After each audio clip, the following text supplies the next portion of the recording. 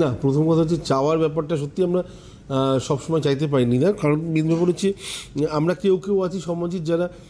এরকম করতে ভালোবাসি, কেউ আছে এরকম করতে ভালোবাসি, মানে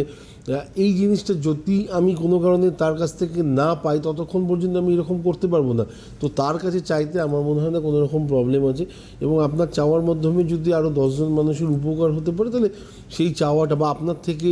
যেহেতু সমাজের উপকার হয় সেহেতু আপনার মনে হয় আপনার চাওয়াটার মধ্যে কোনো ভুল নেই। সাংসারিক ক্ষেত্রে অনেক প্রতিবন্ধকতা থাকে, অনেক প্রবলেম থাকে, সদ্য বিবাহিত জীবনে বহু প্রবলেম, বহু সমস্যা, সেই জায়গা থেকে বেরোনোর ক্ষেত্রেও আমার মনে হয় যে অবশ্যই ফলোয়ারিনী অমাবস্যা, আমি বারবার করে বলি দেবী কালিকার হাতে